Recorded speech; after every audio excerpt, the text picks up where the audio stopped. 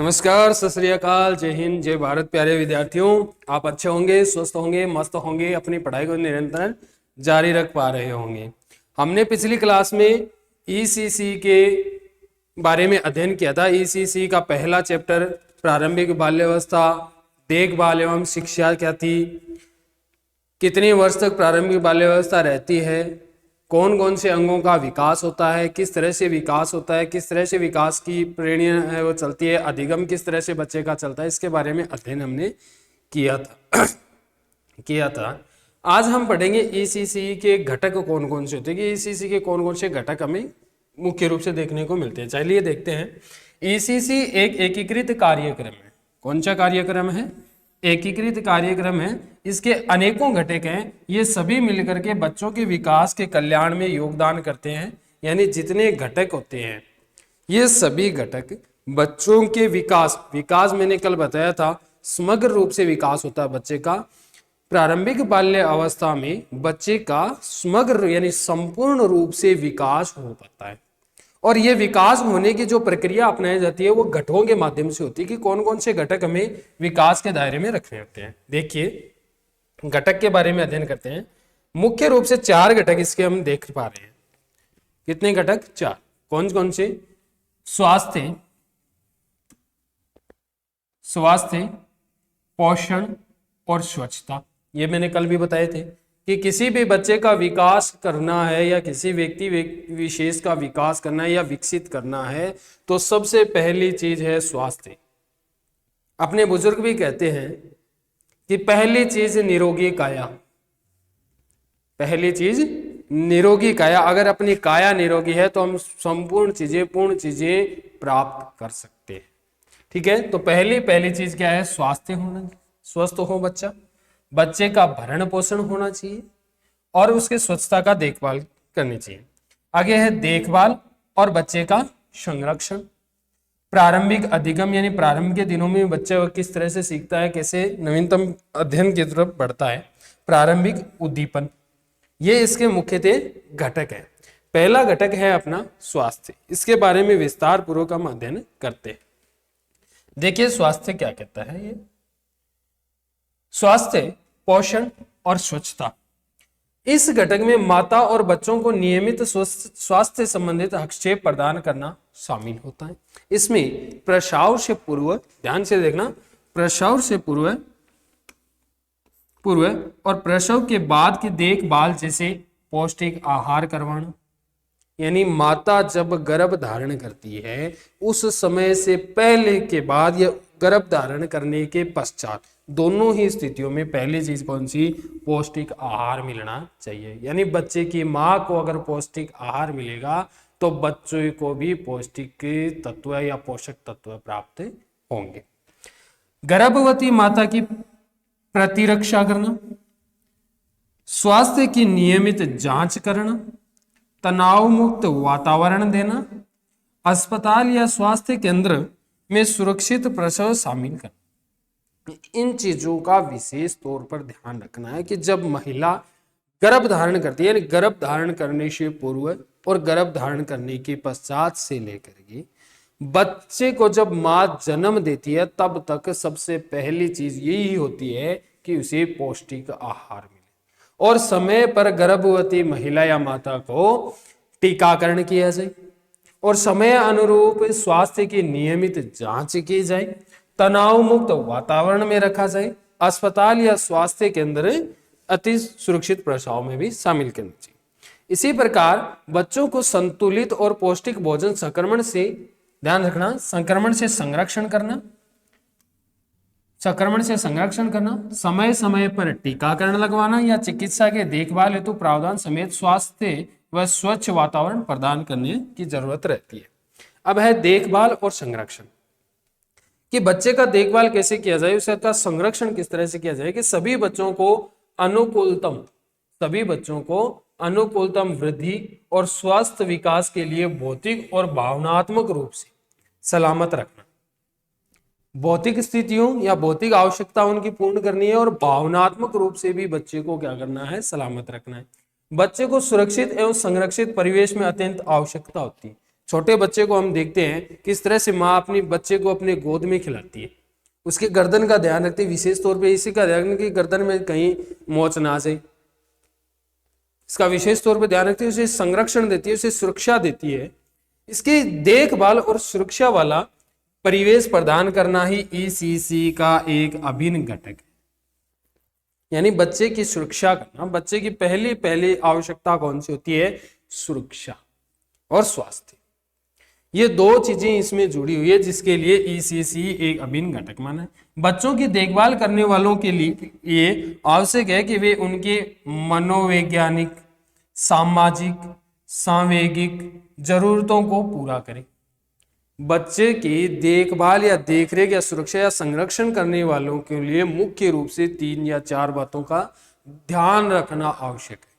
वो कौन कौन सी बातें हैं? पहली चीज है मनोवैज्ञानिक। किसी भी शिक्षक को या फिर किसी भी संरक्षक को मनोवैज्ञानिक ज्ञान होना अति आवश्यक है। अगर किसी के पास मनोवैज्ञानिक ज्ञान है तो वह किसी भी बच्चे का संरक्षण उसकी आवश्यकता अनुरूप कर सकता है।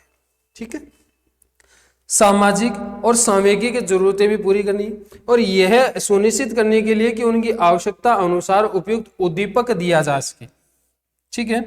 सहयोगी और सुखद अतंत्र क्रिया की जा सकती है। एक स्वस्थ और सुरक्षित वातावरण सुनिश्चित किया जा सकता है। इस तरह से बच्चे का देखभाल और संरक्षण हो सकते हैं। अब बीच में शब्द आया था प्रारंभिक उद्दीपन। ये प्रारंभिक उद्दीपन क्या कहता है हमें? देखिए कि जैसा हमने पढ़ा है, विकास शारीरिक, गत्यात्मक, सामाजिक, संवेगिक और संज्ञानात्मक तथा भाषा के आयामों में होता है। मैंने ये बताया था कि एक बच्चे का विकास जो होता है वो समग्र विकास होता है। प्रारंभिक बाल्यावस्था में, प्रारंभिक बाल्यावस्था 0 से या जन्म से 6 वर्ष तक का काल, और इसी कालांतर में बच्चे का समग्र विकास होता है। समग्र विकास होता है, और समग्र विकास के अंदर कौन कौन सी चीजें आती है? बच्चे के शारीरिक और गत्यात्मक विकास में वृद्धि होती है। बच्चा सामाजिक व सामूहिक विकास में वृद्धि कर पाता है। बच्चे को संज्ञानात्मक विकास होता है। बच्चे में भाषा के आयाम सीखता है, यानी जिस तरह की भाषा का हम बोलचाल का हम प्रयोग करते हैं तो उसके बारे में बच्चा वो सीख पाता है, अधिगम कर पाता है, लर्निंग कर पाता है। ठीक है। ये सभी आयाम परस्पर संबंधित होते हैं। जीवन के प्रारंभिक कुछ वर्षों में इन सभी आयामों की तीव्र वृद्धि और विकास होता है। यानी बच्चे में प्रारंभिक वर्षों में, कौन से वर्षों की बात हो रही है? ध्यान रखना, प्रारंभिक वर्ष। प्रारंभिक वर्ष किससे जुड़े हुए हैं? प्रारंभिक बाल्यावस्था से जुड़े हुए हैं। किससे जुड़े हुए हैं? प्रारंभिक बाल्यावस्था से जुड़े हैं। और प्रारंभिक बाल्यावस्था में तीव्र गति से, सबसे अधिक तेज गति से किस अंग का विकास होता है? कल बताया था मैंने, मस्तिष्क का विकास होता है। किसका विकास होता है? मस्तिष्क का विकास होता है। और मस्तिष्क का विकास होने के साथ साथ 6 वर्ष की उम्र में बच्चे का संपूर्ण रूप से या पूर्ण रूप से कहें तो 90% विकास है वो पूर्ण हो जाता है। यानी प्रारंभिक बाल्यावस्था में 90% तक का विकास संपूर्ण हो जाता है। और यही बात ये कहता है कि तीव्र वृद्धि और विकास होता है, यानी संपूर्ण या समग्र विकास है वो बच्चे का कब हो पाता है? प्रारंभिक बाल्य अवस्था में, यानी 6 वर्ष की उम्र तक संपूर्णतः विकसित हो जाते हैं। प्रारंभिक उद्दीपन का अभिप्राय है, प्रारंभिक उद्दीपन से अभिप्राय क्या है कि 3 वर्ष की आयु तक बच्चे को देखने, सुनने, स्पर्श करने, सूंघने, स्वाद लेने, उद्दीपन करने, प्रदान करने से है। उद्दीपन का क्या चीज हुई? उद्दीपन का मतलब क्या हुआ कि 3 वर्ष तक बच्चा क्या करता है? सीखता रहता है। बच्चे को निरंतर हर चीजें सीखने को मिलती है, चाहे वो बच्चा हो, वृद्ध हो, जवान हो, युवा हो, कैसा भी विद्यार्थी हो, कैसा भी व्यक्ति हो, किसी न किसी रूप से वो सीखता है, अधिगम करता है। अब आप कहते हो कि सर आप कह रहे हो कि 60 वर्ष के व्यक्ति हैं या बुजुर्ग हैं या वृद्ध व्यक्ति है, वो कैसे सीख पाएंगे? उन्हें तो मोटरसाइकिल चलानी नहीं आती। लेकिन वो सीखने का प्रयास करते हैं कि ये मोटरसाइकिल किस तरह से चलाई जा सकती है, कितने इसमें गियर होते हैं, किस तरह से इसमें रेस लगता है, इस चीज का तो ध्यान दे सकते हैं। तो उसमें क्या आया? उनमें आया क्या? परिवर्तन हो गया। और परिवर्तन हो गया इसका मतलब क्या हुआ? उन्होंने लर्निंग कर दी, अधिगम उनका संपूर्ण हुआ। भले ही उन्होंने चलानी नहीं सीखी, लेकिन चलाने के स्टेप उन्होंने सीख लिए, तो क्या हो गया? उन्होंने अधिगम कर लिया। किया या नहीं किया अधिगम? सेम उसी प्रकार से बच्चा 3 वर्ष की आयु तक 3 वर्ष की आयु तक बच्चे के जब पास जाते हो तो आपके चेहरे को बच्चा आंख खोल करके गौर से देखता है। किसी भी व्यक्ति को बच्चे के पास लेकर के जाओ, उसे 2 बार 3 बार बच्चा देखता रहेगा और इस तरह से देखेगा कि उसे पहली बार देखा, और उसका चेहरा जो चेहरे की जो पिक्चर बनेगी वो उसे अपनी आंखों में बसा लेगा, और जब कभी भी वो चेहरा उसके सामने आएगा तो वो उनके सामने हंसने लग जाएगा कि मैंने इसे कहीं ना कहीं देखा है। ये चीज उसके माइंड में आ जाएगी ऑटोमेटिक। दूसरा, सुनने। आप किसी भी प्रकार की भाषा बोलते हैं, बच्चे के सामने बोलते हैं, जाकर के बोलते हैं आजा बेटा मैं आपको खिलाता हूँ, हंसाता हूँ, या उसके सामने खिलाते हो या तुतलाते हो आप बच्चे के सामने, तो वो आपको सुनने लग जाता है बच्चा। और आपकी आवाज सुनते ही बच्चे में कुछ प्रभावी रूप से अधिगम हो जाता है। कैसे होता है कि आप किसी एक छोटे बच्चे को हाथ में लेते हो और उसे खिलाते हो, आप अपनी आवाज उसे सुनाते हो, और बच्चा एक दिन रो रहा है घर में, आप घर से बाहर गए हुए हो, और बच्चा रो रहा है, आप बाहर से अंदर आते हैं और आप अपनी आवाज से बुलाते हैं कि लाला मैं आ गया, बेटा रो मत मैं आ गया, या आपकी जैसे भी कोई प्रतिक्रिया बच्चे के साथ अपनाई गई हो, आप उसका अनुकूलन करते हैं, बच्चे के सामने प्रवेशित करते हैं, तो वो क्या करता है, आपकी सीखी हुई चीजें, आपकी बताई हुई चीजों को ऑटोमेटिक सुन लेता है कि चाचू आ गए, बुआ आ गई, ताई आ गया, ताऊ आ गया, इसी तरह से सुनकर के वो आपकी आवाज से प्रभावित हो जाता है। तो बच्चा 3 वर्ष तक सुनता है। स्पर्श करने, यानी प्रत्येक चीज को स्पर्श करने के लिए, जैसे मेरे पास ये पेन है, ये ब्लैक बोर्ड है, या अन्य कोई सामग्री है, तो बच्चा उस चीज को नहीं समझ करके छूने की कोशिश करेगा, स्पर्श करने की कोशिश करेगा कि ये सर ने पेन को ले रखा है तो मैं भी इसको छूं कि मैं इसे चला सकता हूं या नहीं चला सकता। ये बच्चे के माइंड में रहता है, दिमाग में रहता है कि इसे छूने की, स्पर्श करने की। अपन देखते हैं किताब लेकर के बैठते हैं छोटे बच्चे के सामने, तो वो किताबों को छूने की कोशिश करता है, पकड़ने की कोशिश करता है, अपने हाथों में लेने की कोशिश करता है। तो 3 वर्ष तक बच्चा स्पर्श करने की स्थिति में सीखता है। सूंघने, किसी चीज को सूंघने के लिए रहते हैं। स्वाद लेने, अपन मीठा, तीखा, फीका जो भी चीजें अपन बच्चे को खिलाते हैं, जैसे चीनी खिला दी कि ये मीठी है, वो खा लेगा। आप मिर्ची खिला दो, वो रोने लग जाएगा, या नहीं रोएगा, परिवर्तन होगा उसके अंदर, तो वो क्या करेंगे, अधिगम कर गया। अब है उद्दीपन का उद्देश्य है बच्चों को संभाव्य क्षमता की अभिवृद्धि करना। क्या उद्देश्य है, बच्चों की संभावित क्षमता की वृद्धि करना। संभावित क्षमता, बच्चे की जितनी क्षमता होती है उसी के अनुरूप ही बच्चे की वृद्धि हो पाए, उसी के अनुरूप ही उसका अधिगम हो पाए, और उसी के अनुरूप ही उसका विकास या विकासात्मक स्वरूप ढांचा है वो बदलना चाहिए। इसके लिए माता पिता देखभाल करने वाले के साथ अंतःक्रिया में सकारात्मक वृद्धि और परिवेश की खोज के अवसर उपलब्ध कराए जा सकते हैं। शोध कार्य बताते हैं, कि शोध बताते हैं, क्या बताते हैं कि उद्दीपन तंत्रिका मार्गों के निर्माण द्वारा मस्तिष्क के विकास में भी मदद करता है। क्या कह रहा है कि उद्दीपन तंत्रिका मार्ग, यानी अपने शरीर में बने हुए तंत्रिका तंत्र जो ढांचा बना हुआ है, इसके निर्माण के द्वारा मस्तिष्क, यानी इसका निर्माण होते होते साथ ही साथ मस्तिष्क के विकास में भी मदद करता है। मैंने कहा था प्रारंभिक काल या प्रारंभिक बाल्यावस्था में बच्चे के किस अंग का विकास होता है, मस्तिष्क का विकास सर्वाधिक होता है, सबसे तेज या सबसे तीव्र गति से होता है। आगे देखिए, अतः यह महत्वपूर्ण है कि प्रारंभिक वर्षों में, कौन से में, प्रारंभिक वर्षों में बच्चों की उद्दीपन करने वाला वातावरण उपलब्ध कराया जाए।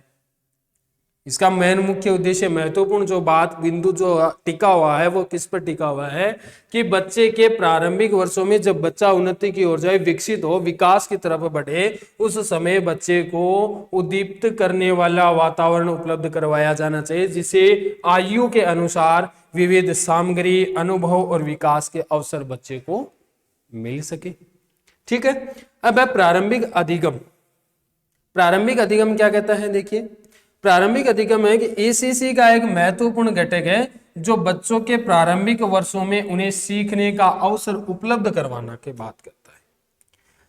बच्चे के प्रारंभिक जो अवसर होते हैं, प्रारंभिक जीवन काल या प्रारंभिक वर्षों में या प्रारंभिक बाल्यावस्था में बच्चा सीखने की उन्नति की ओर जाता है, उसे तत्पर रहता है, सीखने के लिए तैयार रहता है, और उस सीखने की अभिरुचि को ध्यान में रख करके ईसीसी के घटक ही क्या कहते हैं कि बच्चे को प्रारंभिक में जो अधिगम करता है, जो सीखता है, उसके लिए बच्चे को अवसर उपलब्ध करवाने चाहिए। जैसे कि बच्चा मेरे से पेन लेकर के सीखना चाह रहा हो, मेरी कोई भी किताब लेकर के बच्चा सीखना चाह रहा हो, या जैसे कि मैं किताब लेकर के बैठा हूं तो इसे बच्चा खोल करके देखना चाह रहा हो, तो उसे ये नहीं कहे कि बच्चा तू रख दे फाड़ देगा, किताब ही तो फाड़ेगी। पेन है इसे तोड़ेगा, इससे ज्यादा तो कुछ करेगा नहीं।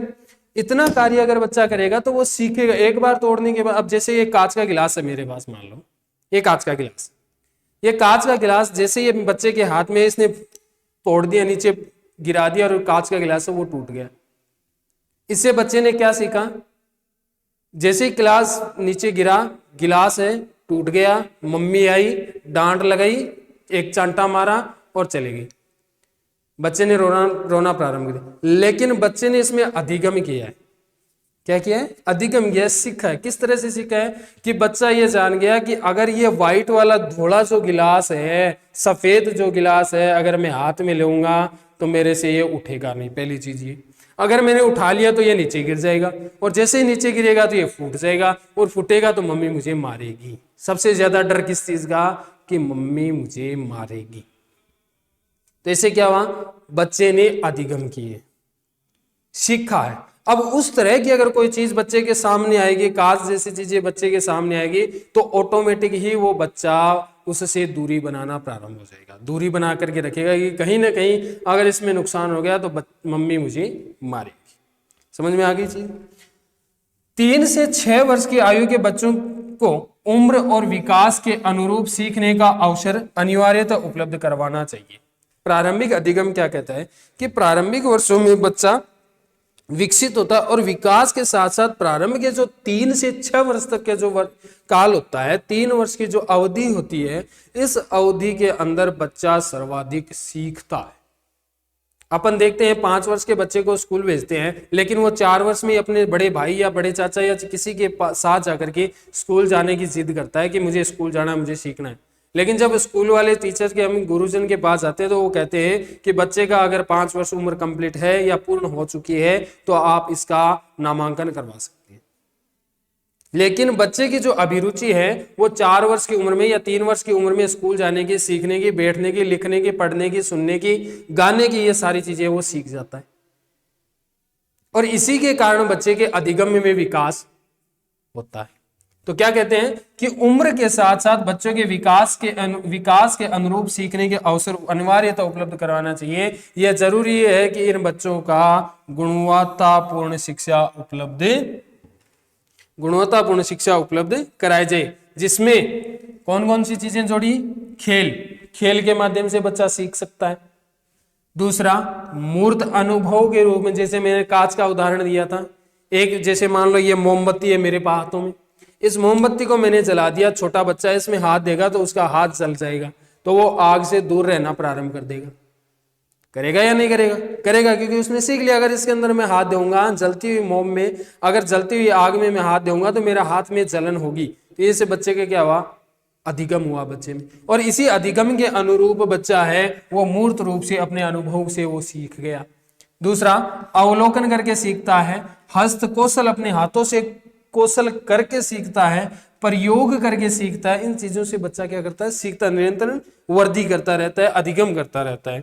इसके बारे में इससे इन्हें अपने बारे में, दूसरों के बारे में और अपने चारों ओर दुनिया के बारे में सीखने का अवसर भी मिलेगा। बच्चा किस किस तरह से सीखता है? खेल के माध्यम से सीख सकता है। किसी भी खेल को हम, छोटे बच्चे जब खेलते हैं, कबड्डी खेलते हैं, क्रिकेट खेलते हैं, वॉलीबॉल खेलते हैं, एक दूसरे को मारना खेलते हैं, इधर उधर वो बदमाशी करते रहते हैं, तो उन्हें सिखाते हैं कि भाई ये काम करो। आप सिखाते नहीं है, वो क्या करते हैं? अवलोकन करते हैं कि ये दूसरा व्यक्ति क्या कर रहा है, इसी प्रतिक्रिया को मैं अपने जीवन में उतारूं, और इससे ही बच्चे का गुणवत्तापूर्ण विकास हो पाता है। कि हम जिस प्रकार से बच्चे के सामने, जिस प्रतिक्रिया के सामने, उनके सामने ढलेंगे, वह उसी का अवलोकन करके हमारे सामने प्रस्तुत करेगा। ठीक है, तो इन 4-5 चीजों का विशेष तौर पे आप ध्यान रखें। आगे देखिए, अब विकास किस किस तरह से होता है, विकास की प्रक्रिया क्या रहती है वो आपको दिखाता हूं कि शरीर में गुणात्मक बदलाव आ जाता है कि बच्चा जैसे जैसे बड़ा होता है, अब जिस तरह से छोटे बच्चे को आप देखते हो तो उसकी आकृति छोटी होती है, और जैसे जैसे बड़ा होता जाता है उसकी आकृति सुडौल सुदृढ़ और सुंदर, बड़ा मोटा पतला जैसा भी आकृति उसकी धीरे धीरे बदलनी शुरू हो जाती है। तो शरीर में गुणवत्तापूर्ण बदलाव आ जाता है। व्यवहार और अभिवृद्धि में बदलाव आ जाता है।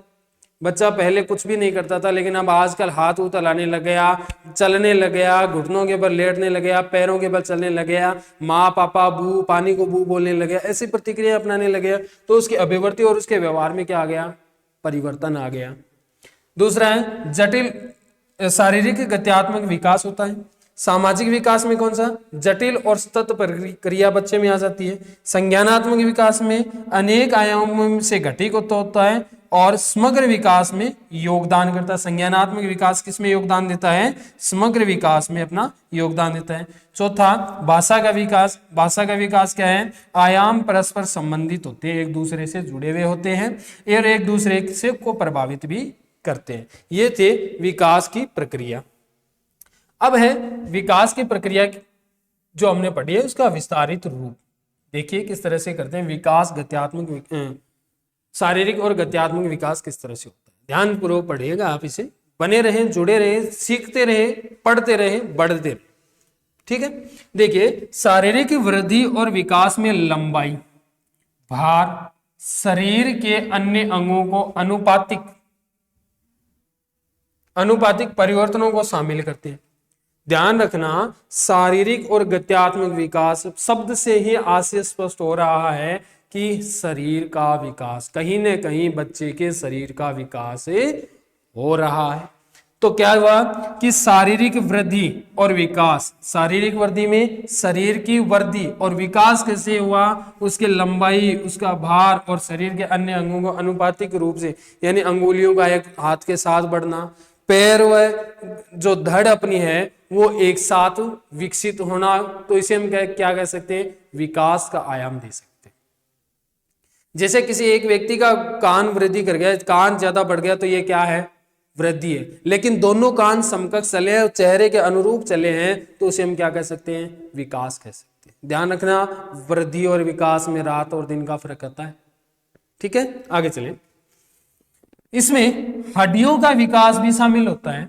शरीर की पूरी संरचना हड्डियों के आकार, अनुपात, घनत्व पर निर्भर करती है। विकास मैंने कहा था संपूर्ण रूप से समग्र विकास, यानी वृद्धि उसमें शामिल हो और विकास उसमें शामिल हो तो शरीर की पूर्ण बनावट वो पूर्ण हो जाती है, जिसमें संरचना, हड्डियां, आकार, अनुपात, घनत्व ये सभी शामिल हो गए इसमें। यह पूरे शरीर की आकृति को निर्धारित करता है और शारीरिक गत्यात्मक विकास में स्थूल एवं सूक्ष्म मांसपेशियां, हमारे शरीर में पाए जाने वाली स्थूल या बड़ी या छोटी मांसपेशियों का विकास भी हो पाता है। साथ ही हाथ और आंख के तालमेल की प्रक्रिया भी शामिल होती है। यानी जैसे मैं आपके सामने बोल रहा हूं तो मेरे हाथों से कुछ न कुछ प्रतिक्रियाएं होती रहती है, मेरी आंखें आपको कुछ न कुछ कह रही होती है। यानी जिस तरह से मैं मुंह से बोल रहा हूं उसी तरह से मेरी आंखें भी आपके सामने कुछ न कुछ बोल रही है, आपको मेरी तरफ आकर्षित कर रही है। तो ये चीजें किसके साथ हो रही है, विकास के साथ हो रही है। ठीक है, आगे देखिए। बच्चे में स्थूल मांसपेशियां का विकास उन्हें रेंगने, चलने, दौड़ने, साइकिल चलाने, चढ़ने, कूदने आदि जैसी गतिविधियों में मदद करता है। बच्चे में स्थूल या जो अपनी मांसपेशियां होती है, इन मांसपेशियों का विकास बच्चे में किस तरह के काम करता है कि एक छोटे बच्चे को मैं इस पेन को देता हूं तो ये पेन को भार उठा नहीं पाएगा, लेकिन जैसे ही उसका शारीरिक विकास होता है, उस शारीरिक विकास में उसकी मांसपेशियां मजबूत हो जाती है, कड़ी हो जाती है, सतत हो जाती है, और उसी मांसपेशियां सतत होने पर, कड़ी होने पर, कठोर होने पर इस बच्चा इस पेन को उठा पाएगा। तो बच्चे में क्या हुआ, शारीरिक विकास हुआ। समझ में आ गई चीज? आगे देखो। तो इसे क्या काम में ले सकता है, वो रेंग सकता है। अगर मांसपेशियां अच्छे से फुली बड़ी हो जाती है तो बच्चे रेंगने में स्वस्थ रहते हैं, महसूस करते हैं, चलने में अपने आप को महसूस करते हैं, दौड़ते हैं, साइकिल भी चला पाते हैं, कहीं पर चढ़ जाते हैं, दीवार पर से कूद जाते हैं। इस तरह की प्रतिक्रियाएं बच्चे अपनाते रहते हैं। और सूक्ष्म मांसपेशियां होती है। अगर बच्चे की मांसपेशियां कम विकसित होती है तो क्रेयॉन पकड़ने, रेखाएं खींचने, रेंगने, धागे डालने, काटने, खेलने, यानी जिस तरह से बच्चा जो प्रतिक्रियाएं अपना सकता है वो किस पर टिकी हुई होती है, मांसपेशियों के विकास पर ही टिकी हुई होती है। ध्यान रहे, ठीक है। अब है सामाजिक, ये तो था शारीरिक विकास, अब है सामाजिक विकास कि बच्चे में सामाजिक विकास कैसे हो सकता है, किस तरह से सकता है कि सामाजिक विकास शब्द से ही तात्पर्य निकल के आ रहा है कि समाज से जुड़ी हुई बातें इसमें सीखेंगे बच्चे। तो क्या बताया कि सामाजिक विकास की प्रक्रिया द्वारा बच्चे सामाजिक मानक, क्या चीजें बताइए, सामाजिक मानक और सांस्कृतिक मूल्य ग्रहण करते हैं। मैंने बताया था कि सामाजिक विकास में बच्चा सामाजिक गतिविधियों को सीखने की प्रक्रियाएं अपनाता है और इसी में स्वस्थ सामाजिक विकास बच्चों की मदद करता है कि वे परिवार, दोस्त और जीवन के अन्य लोगों से सकारात्मक संबंध का विकास कर सके।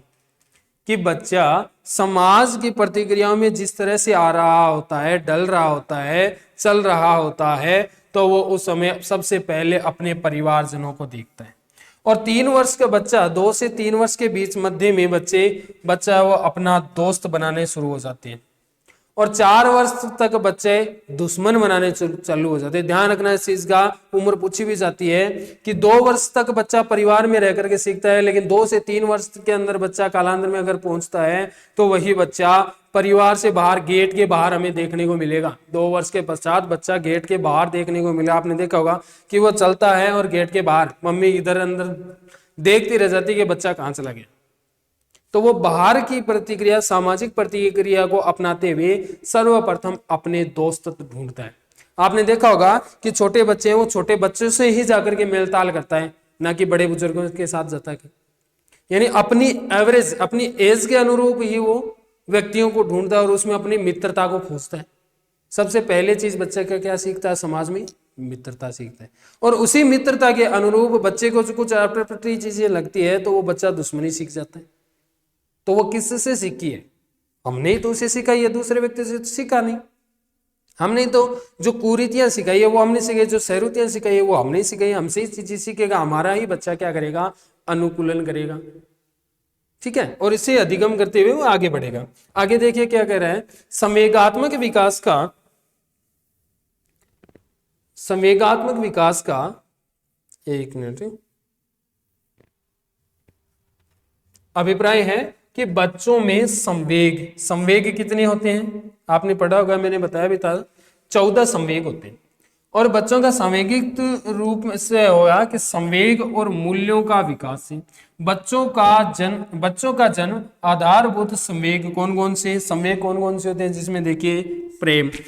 सर्वप्रथम बच्चे में जो संवेग उत्पन्न होता है, जागरूक होता है, विकसित होता है, तो वो कौन सा संवेग होता है, प्रेम का होता है।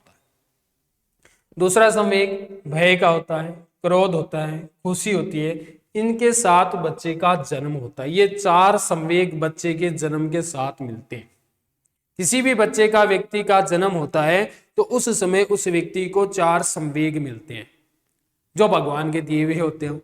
संवेग कौन कौन से, पहला प्रेम का, दूसरा भय का, तीसरा क्रोध का, चौथा खुशी का। आप बच्चे के पास जाओ, उसे प्रेम दो, वो प्रेम से आपकी बातें सुनेगा। आप बच्चे को भय दिखाओ, आंखें दिखा करके डराओ, तो वो डरने की कोशिश करेगा। बच्चे को आप क्रोध में, जब वो बदमाशी करता है उसे आप क्रोध में आकर के डांट दो तो वो संवेग पहले से ही सीखा हुआ है क्रोध की, बच्चे मुझे डांट रहे हैं, तो वो चुप हो जाएगा। खुशी, बच्चे के सामने किसी प्रकार की खुशी आप जाहिर करना चाहोगे तो आपकी खुशी में वो शामिल हो जाएगा। तो 4 संवेग बच्चे को जन्मोपरांत मिलते हैं। आगे देखिए, समय के साथ वे जटिल भावनाओं को विकसित करते हैं और वे भावनाओं का पहचान, अभिव्यक्त और प्रबंध करना सीख लेते हैं। यानी समय के अनुरूप जैसे जैसे उसका विकास हो जाता है, वृद्धि हो जाती है, तो वो बच्चे क्या करते हैं, जटिल भावनाओं को विकसित करते हुए भावनात्मक पहचान बनाना और उसे अभिव्यक्त करना और उसका प्रबंधन करना, यानी अपने भावनात्मक विचारों को अभिव्यक्त करना है, किस तरह से उनका प्रबंधन करना, अपने पास रखना है, ये सीख लेते हैं। ठीक है, आगे है संज्ञा, यह था अपना संवेगात्मक विकास। अब है संज्ञानात्मक विकास। संज्ञानात्मक विकास क्या कहता है कि बच्चा सोचने, याद करने, पहचानने, वर्गीकरण करने, कल्पना करने, तर्क करने और निर्णय करने जैसी मानसिक और संज्ञानात्मक क्षमताओं का विकास की ओर संकेत करता है। कहने का तात्पर्य ये हुआ कि बच्चा किसी भी चीज को सोचने लग जाए। अपन कहते हैं कि ये 5वां लेसन है या दूसरा लेसन है, ये एक प्रश्न है, याद करके आना, तो बच्चा याद करने लग जाए। किसी व्यक्ति विशेष को किसी व्यक्ति विषय वस्तु के अनुरूप वो पहचानने लग जाए, उन किसी विषय वस्तु का वर्गीकरण करने लग जाए, कल्पना करने लग जाए, मैं डॉक्टर बनूंगा, मैं इंजीनियर बनूंगा, मैं अध्यापक बनूंगा, इस तरह की कल्पना कर जाए, तर्क वितर्क करना सीख जाए, निर्णय लेना सीख जाए, तो ये विकास किस में आता है? संज्ञानात्मक विकास में आता है।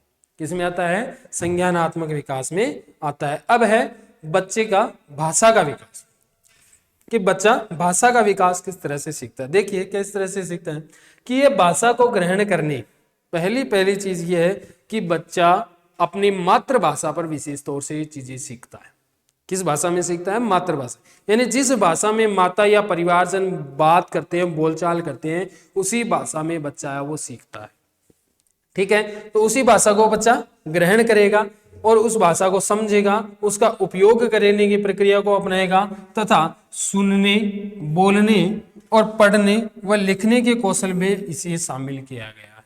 बच्चा अगर सुनेगा तो जिस भाषा को उसने ग्रहण किया है उसी भाषा में बच्चा क्या करेगा? सुनेगा।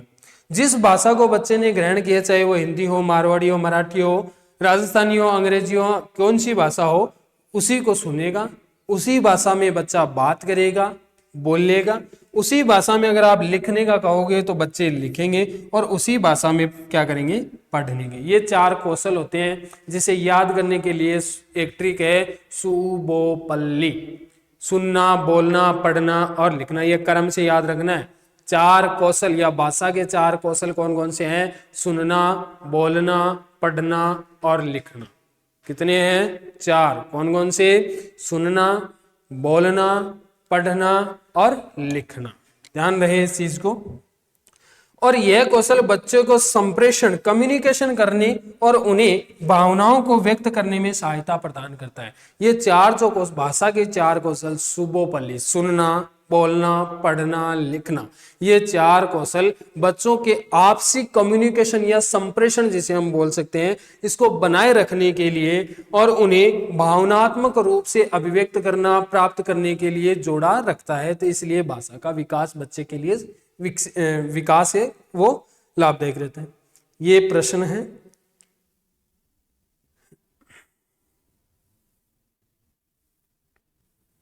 आगे देखिए, प्रारंभिक हस्तक्षेप। ये बने रहिए, जुड़े रहिए अभिज्ञान क्लासेस रतनगढ़ के साथ। धन्यवाद।